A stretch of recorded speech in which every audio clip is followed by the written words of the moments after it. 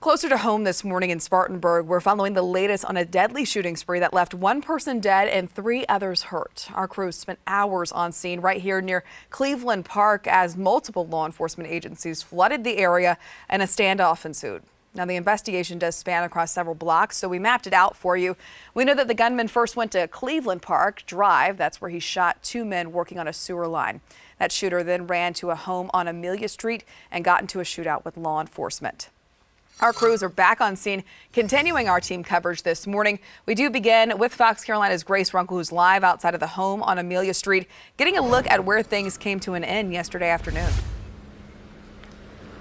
That's right. This is where that first shooting involving deputies took place, and you can see all of the bullet holes across the front of this home here. Again, this is where the suspect ran after initially firing on those water employees, ran over here, and then once deputies arrived on scene responding to that 911 call, this is where he opened fire and the deputies returned fire. And you can see all of those bullet holes, each of them marked with a white circle sticker. That, of course, is from the crime scene investigators who were here working through the night. They need to map out exactly how many bullets went into this home, and I can say that we've been looking inside all morning, and this is just a small number of the bullet holes. When you look inside, it's on the interior walls as well. You can see it in the furniture, so a very chaotic scene here. And there are still a lot of things we're working to figure out. For example, we don't know what kind of connection the suspect might have had to this home. We are told by neighbors that a woman, and an elderly woman, and her son did live inside here, but again, we don't know what sort of connection they might have had with that suspect. And we are waiting to find out some more information, but we were able to talk with the Spartanburg County Sheriff yesterday, and here's what he told us they know about the suspect so far. We know who he is. I don't know what started it. I mean, it's a crazy thing, but we just don't know what started it.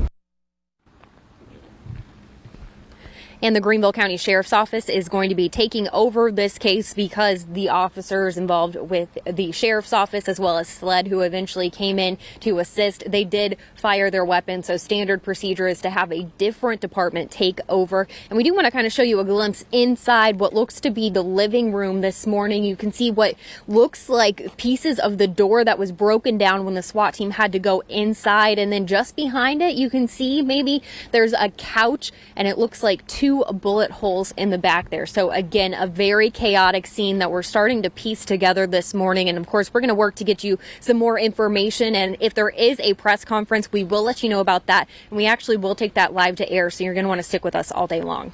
Margaret Ann. Yes, and an effort to piece together everything. We want to go now to Fox Carolina's Justin Dorsey, who's live from Cleveland Park, where those city employees were working. Yeah, we're kind of getting a first look at that this morning. Deputies unroped this entire area for us. Well, after they left the scene earlier this morning. As you can see, Cleveland Park, kind of an open area. This is the area right where they were working. I want to kind of take you inside where they were replacing this sewer pipe. We're learning now that there was 9 different employees out here that were working initially. 2 of them were shot. We are now learning that also as well that they are going to be okay, that suffered non-life-threatening injuries. But if you just take a look inside this hole, you can kind of see everything is, scattered around. Things still left behind. There's shovels in there. There's a construction hat there, as you can see, hard hat, gloves still there. So definitely a scene where things were left behind because they were trying to get out the way. Here's what we know about what happened with this scene. After the 2 men that were working here, the city employees that were working, the Spartanburg Water employees that were working out here, the other 7 men made an effort to get away. So some of them kind of dove into this hole here. As you can see, it's kind of wide here. And now we're hearing this morning how everything started when the crews were out on this site. Take a look. Had a crew out that was repairing, doing a sewer point repair. Really, they were just going about their business when this happened. Definitely a tough situation out here when the guys were just working and then they were fired upon. We still don't know a motive on exactly why this happened this morning. We're still working to learn more details. Now, we did get to speak with a representative from Spartanburg Water. What they told us is they have a numerous amount of safety protocols that they have in place, doing reports monthly and everything like that. They also go through an active shooter training, but when things are in motion and in progress and things are happening, emotions are flowing like that, you can never really imagine the feelings that they go through. So we're just working to learn more this morning, guys. I'll send it back inside.